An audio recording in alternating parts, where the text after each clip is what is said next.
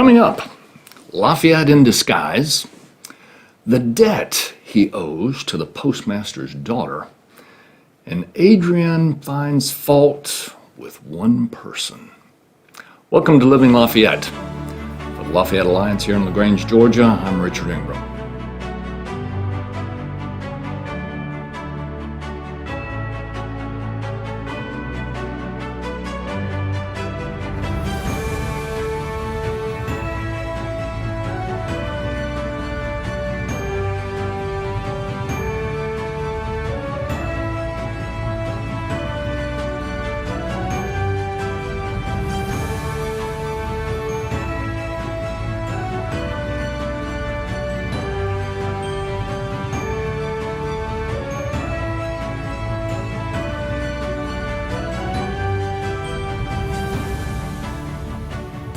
Lafayette boarded ship at Calais to sail across the English Channel to London. It was Sunday, February 16th, 1777. He was with the Prince de Poix, who was his cousin by marriage. Their host in London was the French ambassador to the court of St. James. That was the Marquis de Noailles, Adrian's uncle and the Duc d'Enne's brother. Lafayette was seasick the whole way across the English Channel. He didn't enjoy himself in London. For one thing, he was distracted. For another, he didn't speak English. But he met a lot of people. He met Horace Walpole. Walpole was a member of Parliament. He was the youngest son of Sir Robert Walpole, who is generally recognized as the first Prime Minister of England. Over 20 years. He had an illegitimate niece that married Prince William Henry. That was a big bone of contention at the court of St. James, and with his brother, King George III. Walpole was more impressed with the Prince de Poix than he was with Lafayette. We know that because of letters that Walpole wrote, and he wrote a lot of letters. As a matter of fact, Yale University Press published them. All 48 volumes of them. Lafayette met General Henry Clinton. Clinton was at the Battle of Bunker Hill, June 17, 1775.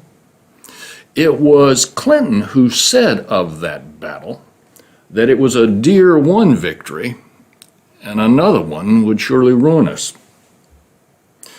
Clinton was also at the Battle of Long Island on August 29, 1776, when the Continental Army and George Washington barely escaped capture across a fog-bound East River. And they only accomplished that because of John Glover and his Marbleheaders, who spearheaded the boats that night. In January of 1777, Clinton was given leave to return to London, and this was the occasion when he met Lafayette. He would return to New York in July and take up residence at number 1 Broadway, right there on Bowling Green. That's where the bull of the market now stands, and where a statue of King George III was before that time. And on February the 4th, 1778, Clinton would take over as Commander-in-Chief of British forces in North America, taking over from the embattled William Howe. Lafayette met Lord George Germain. He was the Secretary of State for the colonies. England had 3 Secretaries of State: the Secretary of State of the North, which was for all Europe, Secretary of State of the colonies, and then Secretary of State of the South, which was every place else. Interestingly, Germain had been at the Battle of Minden, August the 1st, 1759, you recall, where Lafayette's father died. He was ordered to attack, that is, Germain was, and he refused the order. He was court-martialed, but it did nothing to harm his political career. He met Lord Rawdon. Lord Rawdon was a lieutenant. He was at the Battle of Lexington Concord, April the 19th, 1775, and he was at the Battle of Bunker Hill 2 months later. In fact, his commanding officer was wounded, and Rawdon stepped into the breach to lead the third charge on Breed's Hill, a successful charge. And it said that Rowden is the one who executed Dr. Joseph Warren. Dr. Warren was from Massachusetts. He led the insurgents. He had been commissioned a major general in the militia to fight at Bunker Hill, but he chose to fight as a private. He was at Reed's Hill. He'd been mortally wounded. But when Rowden surfaced, Rowden finished him off. John Trumbull did a painting of the death of General Warren at the Battle of Bunker Hill. And in that painting, back in the background, Lord Rowden is the one hoisting the British flag and then will plant it on the redoubt there at Reed's Hill. Lafayette, interestingly, also met King George III. His host, the Marquis de Noailles, arranged it. King George III was the longest reigning monarch in England, from 1760 to 1820. And he was the one who signed off on having foreign troops to fight in North America with the Redcoats. Fully 25% of the soldiers fighting for England in North America were foreign, and fully half of those from German states, Hesse-Kassel and Hesse-Hanau specifically. And so they were all lumped together and called Hessians. And in fact, Hesse-Kassel, Indiana is a German community named after Hesse-Kassel in Germany. Lafayette also came to the attention of the Whig Party while he was in London. The Whigs, they were the dominant political party from 1714 to 1783. And Whig was short for Whigamore, which was originally a derisive term for Scottish cattle drivers. The Whigs tended to be opposed to the war in North America. The Tories were in favor. So King George III and Lord North, their government, they tended to be Tories. They were in favor of the war, of course. Lafayette had made some favorable comments about the insurgents, particularly their victory at the Battle of Trenton. So this brought him to the attention of two Whig members of Parliament, the Earl of Shelburne and General Richard Fitzpatrick. The Earl of Shelburne, interestingly, would become Prime Minister of England, 1782-1783. He helped navigate the treaty with America, and it was very favorable to them. Furthermore, he was also committed to free trade, which ran against the grain at the time. Mercantilism argued that the pie could not be enlarged and everything needed to come back to the mother country. But the Earl of Shelburne had had a talk with Adam Smith in 1761, and Shelburne was committed to free trade. Adam Smith published his book, Wealth of Nations, in 1776. It was interesting, likewise, that the Earl of Shelburne was also at the Battle of Minden, where Lafayette's father died. General Richard Fitzpatrick had been a member of Parliament for 39 years, and he opposed the war in America, but he did his duty. He fought in the Philadelphia campaign. He was at Brandywine in Germantown. His good friend in Parliament was Charles James Fox. They were quite a duo, and they gambled together. They put a lot of cash on the table, and they used to gamble at a tavern called Almack's. It was Richard Fitzpatrick who stood up in Parliament when Lafayette was imprisoned later and argued that the Pitt government should use its influence to get Lafayette out of prison. Unfortunately, nothing came of it. Lafayette, he was distracted, and on March 9th, 1777, he sat down in London and wrote his father-in-law, the Duc d'Anne, a long letter about what he was planning to do, that he was going to go to America to fight with Americans. He took that letter and he put it in his satchel, knowing that if he sent it from London, he'd be exposed. Finally, word came from DeKalb that La Victoire was ready, that Lafayette needed to return. So Lafayette made excuses, which was really an embarrassment to the Marquis de Noailles. these banquets had been planned in Lafayette's honor. Lafayette boarded ship, seasick the whole of the way, returned to Shiloh, which was just west of Paris, the same place that he was inoculated for smallpox. This is where DeKalb lived. He stayed at the home of a gardener, and the gardener referred to him only as the gentleman on the first floor. He stayed there at Shiloh for 3 days. It was March 13th through March 16th. Of course, he saw DeKalb. Pierre Basmarin also came to see him to collect the 40,000 livres down payment. You remember, La Victoire was going to be 112,000 livres, 40,000 down, the rest in June. And William Carmichael came to see Lafayette because they needed to complete the roster of French officers that were going to board La Victoire and go to America. There were 13 in all, including Lafayette, one of whom was Edmund Bryce. Bryce was from Maryland, so there were 2 officers who spoke English, DeKalb and Edmund Bryce. So Lafayette, DeKalb, William Carmichael, and Silas Deane signed off on this roster of 13 officers that were going to America. Lafayette just could not believe his good fortune. He had to tell somebody. The logical person would be his wife, Adrienne. But he knew that if he went back and talked to Adrienne, he would also see his daughter, Henriette, who had been born December 15th, 1775. She was about a year and a half. And Henriette was puny. She was sickly. Lafayette knew that if he saw Adrienne, his resolve would weaken. That would not do. So he rushed off to see his best friend, the Comte de Ségur.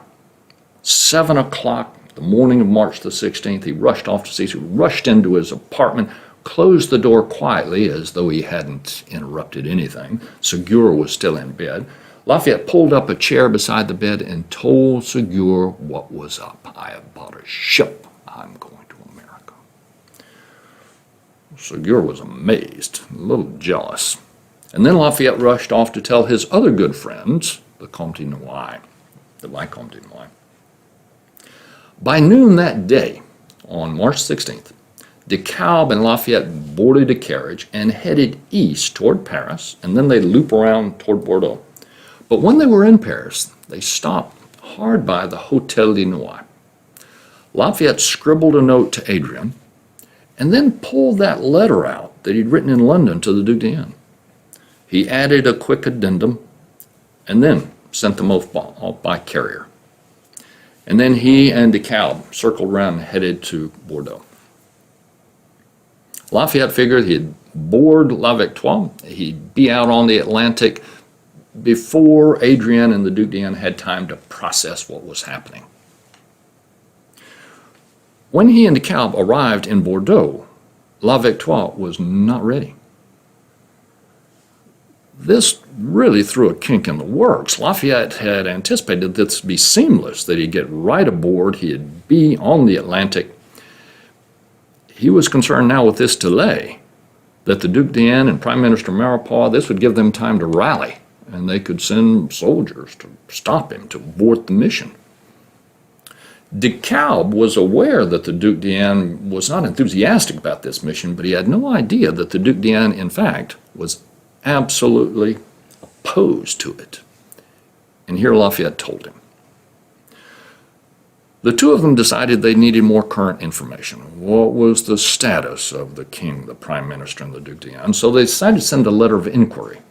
This would go to the Vicomte de Cogny, who was Lafayette's good friend in Paris. So they sent that letter by courier the next day. That was March the 20th. And then they waited. Back in Paris, Adrienne and her mother, Henriette, received Lafayette's letter, and they were taken aback, not so much by the adventure. They didn't hold that against Lafayette. They understood him, but by the abruptness of it. There was no time to say goodbye, and they didn't know when he was going to return. Adrienne, for her part, was stoic. She would not let anyone see her cry. She knew if she did that, that she would get sympathy for her lament, and that would stoke antipathy toward her husband. She would have no part of that. No one saw her cry. She held only one person at fault, Pierre Basmarin. He supplied the boat for the quick getaway. The Duc d'Anne, on the other hand, he wasn't sanguine at all. He was outraged. This was an embarrassment to the family. This was a mockery to France. And it was going to throw a wrench in his vacation to Italy. He and his sister, the Comtesse de Tesse, and her husband, the Comte de Tesse, they had been planning on this trip to Italy. They were going to meet at Marseille on April the 15th and then on to Florence and Naples, and now this. Lafayette had thrown a wrench in the works, and Duc d'Anne was not going to have it. He went straight away to Prime Minister Maurepas. Maurepas really had no misgivings about Lafayette going to America, appreciated his initiative. But he did have to placate the Duc d'Anne, and Maurepas was aware that he had British spies. They were vigilant there in Paris. They were looking for any breach of neutrality. There was Lord Stormont and his sidekick, Colonel Smith. And Lafayette, after all, had gone to London, had met King George III, and now this, it could be provocation. So Prime Minister Maurepas knew that he had to reinvigorate that facade of neutrality. He had to pay attention to something else. Lafayette had now come to public attention, and people liked what was going on. They liked Lafayette's daring. So if Prime Minister Maurepas came down too hard on Lafayette, he could incur the displeasure of the public. Public opinion was now having some effect on public policy, and Maurepas didn't want to have to deal with public displeasure. So he decided on middle ground, and the Duc d'Anne was on board with this. Maurepas would write out an order in his hand, but under the king's seal, and would send orders to Lafayette to cease and desist, to give up this mission, and to meet the Duc d'Anne and company at Marseille by April the 15th for a trip to Italy. This would cool Lafayette's heels. It would placate Lord Stormont, placate the Duc d'Anne. Everybody would be happy. Prime Minister Maurepas sent the courier to Bordeaux with those orders. Back at Bordeaux, Lafayette had to sign the embarkation registry. He had to admit that he was Catholic. That was required. He was concerned that Prime Minister Maurepas and the Duc d'Anne were still after him. And so when he signed in as the Chevalier de Chavanillac, blonde, 20 years old, tall. Well, he was 5'9", that is tallish, but he had reddish hair, it was not blonde. And he was 19, not 20. And Chavanillac, so that's a variation of Chevaniac, where he was born. La Victoire was there at the roadstead at Pauillac, just below Bordeaux, on the Garonne River. It was ready to sail on March 24th, but the winds were bad. But the next day was pristine. It was ready to sail. All the French officers boarded, Decal boarded, and then Lafayette boarded, and as they were about to raise anchor, a courier galloped up, pitched a letter to Lafayette and tore it open. It was from the Vicomte de Coligny, and the news was not good. The king was displeased. Prime Minister Maurepas was displeased. The Duc d'Anne was apoplectic. And there was talk of a lettre de cachet. This was a big deal. A lettre de cachet was from the king, and it was an order to be imprisoned It did not have to name charges. It did not have to name a term of imprisonment. Here, DeKalb suggests that Lafayette might want to give it up, sell Lavecroix back to Pierre Bazmarine, and call it a day. But Lafayette thought he had come too far, and he was also convinced that there had to be a misunderstanding. Why would the king, the prime minister, the Duc d'Enghien, why would they be so adamantly opposed to this mission? It made no sense to him. He needed time to think it through. He needed undistracted moments. No, they would not give up. They would weigh anchor, they would sail. On March 25th, they weighed anchor and they sailed down the Garonne River. By the next day, they were at the mouth of the Garonne, right there at Verdun. They took a hard left and they tracked the coast of France into the Bay of Biscay, and then they dropped anchor at a picturesque harbor in Spain, Las Paseas. Las Paseas was a harbor that offered a quick getaway. They would have been more secluded in nearby harbor at San Sebastian, but they dropped anchor at Las Paseas because they could maneuver more quickly. They arrived on March 28th, and here Lafayette settled in to think it through.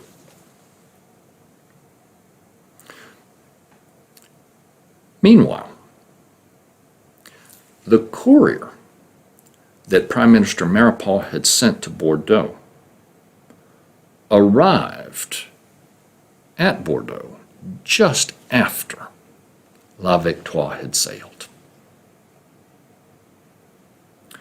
So the courier did what he was told to do if he could not catch Lafayette. He carried those orders to the commandant of the port of Bordeaux, and that would be M.D. Fourmel.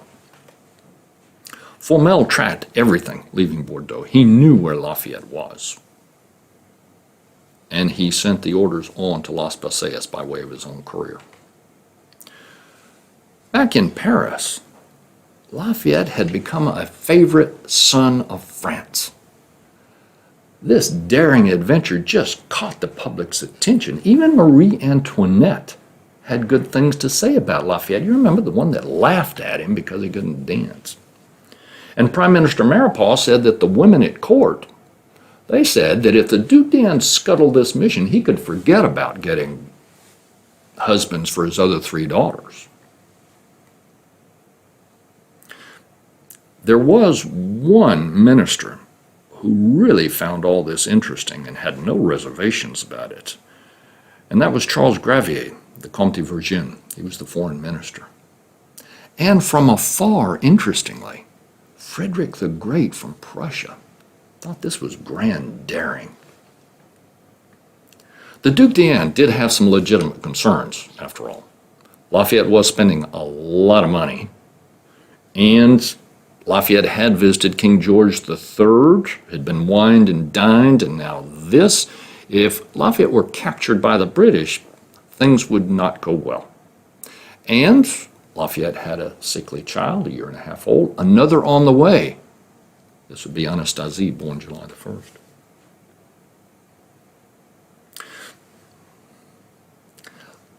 Lafayette, though, just knew that he had to finish this journey, despite all those things. And fortunately, his wife Adrienne understood him. The Duc de Broglie and Silas Deane tried to distance themselves from Lafayette so they didn't get caught up in the Duc d'Engien's whirlwind. The Duc de Broglie had a letter in Lafayette's hand that absolved him of all complicity. Lord Stormont thought it was a forgery. Silas Deane, for his part, had written George Washington and the President of the Continental Congress, John Hancock, asking them, when Lafayette arrived, send him back. Even King Louis the 16th got in the act. Louis the 16th wrote an order saying that no French officer to go to America, and specifically, the Marquis de Lafayette is to return, to cease and desist. Here's an example where bureaucracy trumped. So the king gave this letter to his Minister of War, Montbray. Montbray then gave it to the Minister of Marine, Sartine. Sartine, number one, he supported the insurgents in the war in America, but number two, he was a stickler for protocol. He sent the order back to Montbray saying, I need this order in triplicate, as though he didn't have copiers himself, because I'm going to put one order on each of 3 ships, and then they'll sail to the West Indies. Because most ships, and it was assumed La Victoire would do the same thing, would sail to the West Indies, Santo Domingo, and there they would restock and then go on to America. So Sartine sent it back to Montbray. Nothing ever came of the order. It just vanished in the bureaucracy. M.D. Fomel's courier arrived at Las Paseas on March 31st. Lafayette opened the orders. You are ordered to cease and desist. You are ordered to join the Duc d'Anne by April the 15th at Marseille with his company for a trip to Italy. DeKalb now suggested in earnest that Lafayette give it up, that he sell La Victoire back to Bazmarin, and maybe Lafayette could recoup 20,000, 25,000 livres.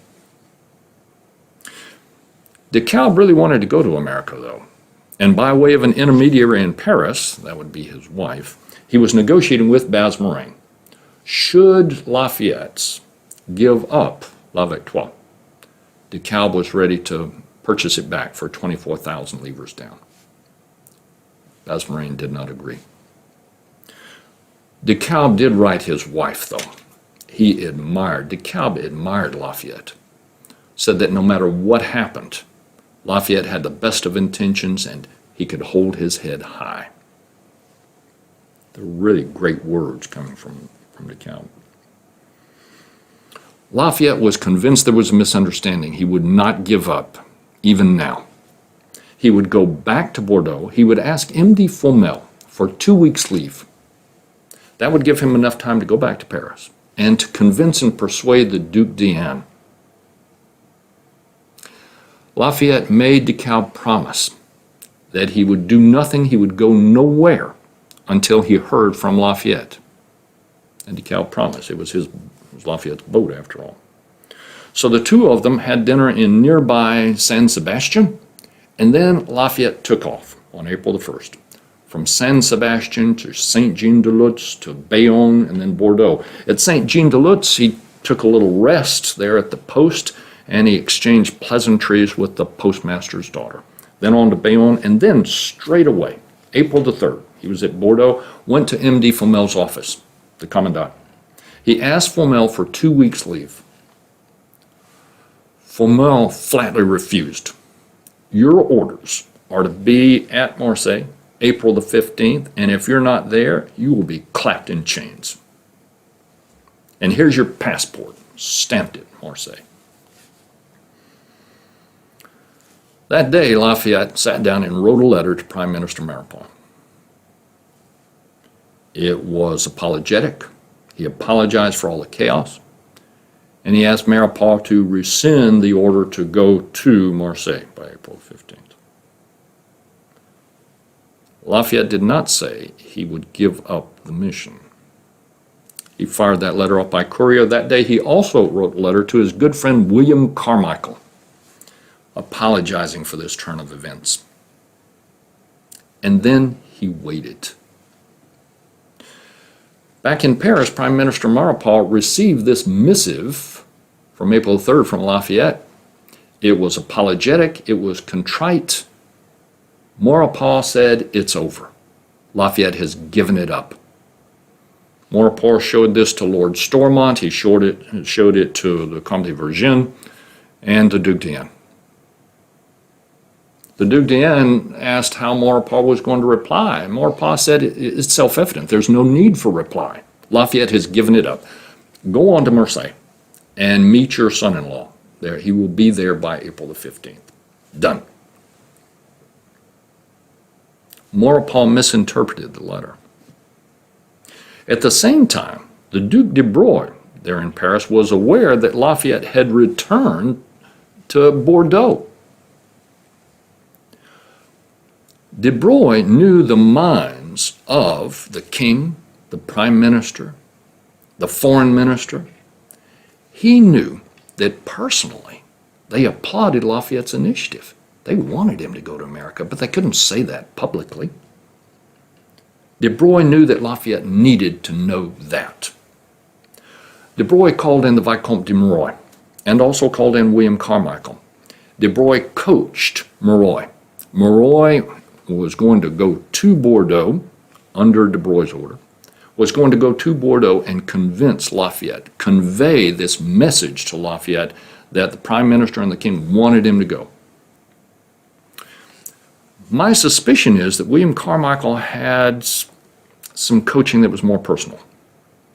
Carmichael knew Lafayette well. After all, they had spent time talking about liberty and talking about all men are created equal.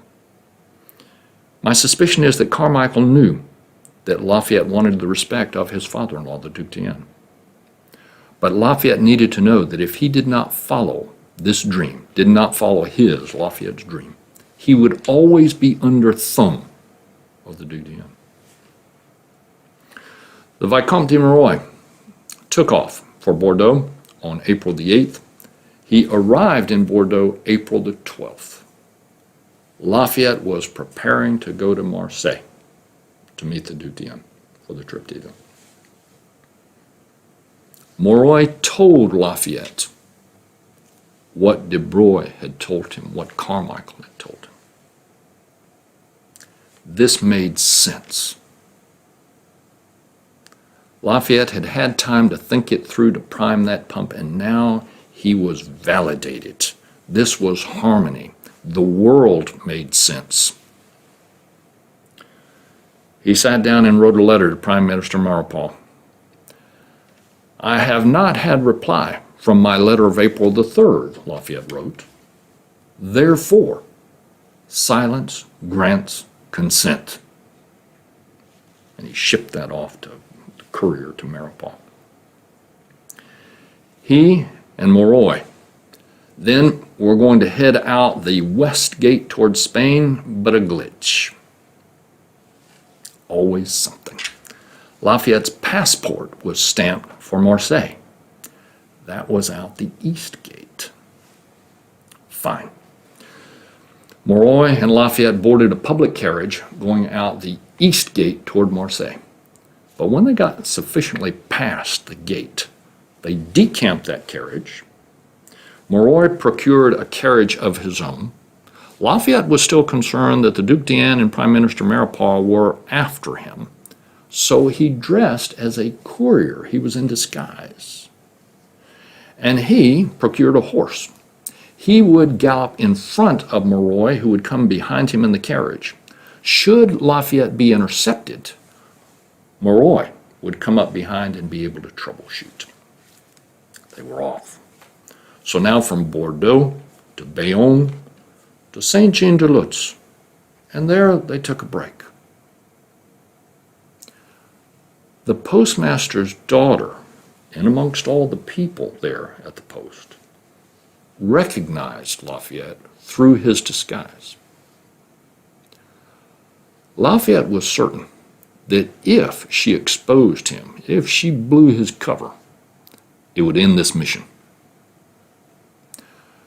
So very understated, he signaled to her not to identify him. And she didn't. Lafayette thought she saved the mission by that little non-act. He was forever grateful. I don't know her name. I don't know the rest of the story. But Lafayette felt that she was seminal to his success. From Saint-Jean-de-Luz, then on to San Sebastian, and then on April the 17th, there in La Victoire, there was de Kalb, who was delighted to see Monroy and Lafayette galloping up. De Kalb rode his wife. He was so delighted about it. He wrote Silas Deane. He wrote the Duc de Broye. The day before La Victoire weighed anchor, Lafayette wrote 2 letters, the last 2 he would write before embarking on the Atlantic. One was to his wife Adrienne, and the other was to his good friend William Carmichael. On Sunday, April the 20th, 1777, La Victoire weighed anchor, sailed into the Atlantic. Finally, it was the end of the beginning. This is Living Lafayette. To discover, to inform, to entertain. Till next time.